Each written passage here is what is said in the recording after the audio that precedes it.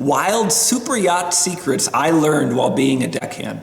Brandon Presser wrote for Bloomberg recently about his experience as a deckhand for the super yachts, for the super rich and famous. Remember them? Remember how 18 months ago they were being paid for promotional pressers saying, "We're all in it together, stay home, stay safe." Well, according to Brandon's perspective, they didn't. They got on their yachts and they had a rage. I mean, they had a party. They had a lot of things. Brandon described the wild life they live, having cannabis buffets, caviar flown in by helicopter, drinks and drugs and all sorts of pleasure. He said it's fun for the owners, but it's not for the workers. There is hours of cleaning, vomit to be cleaned up every day, things to be perfect. And then here's the point.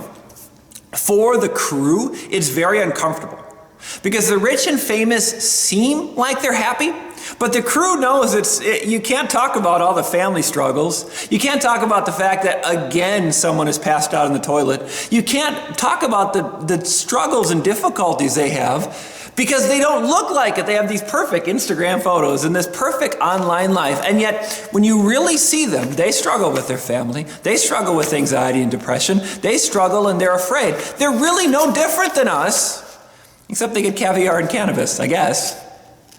Their life looks better, but it really isn't. Psalm 15. Lord, who may dwell in your sanctuary? Who may live on your holy hill? When you read Psalm 15, it describes a holy person, and that's nothing like the super rich partying. And to be honest, that's nothing so much like me or you. Sometimes we think that in our struggles and difficulties, I'm going to find pleasure in drink, or I'm going to find pleasure in friends, or I'm going to find pleasure in things I shouldn't find pleasure in. But true pleasure is found in his sanctuary, in his holy hill, in his love and his grace. You can spend thousands, hundreds of thousands, millions of dollars to have your own little floating life, but even you aren't happy. Or you can live simply, humbly, admit that you're not going to be rich or super rich, but by God's grace and his favor, you'll live on his holy hill forever. You'll dwell in his sanctuary. You'll never need to vomit. You'll never need to do drugs. You'll never need to chase earthly pleasure because it's something God has already given to you, heavenly glory.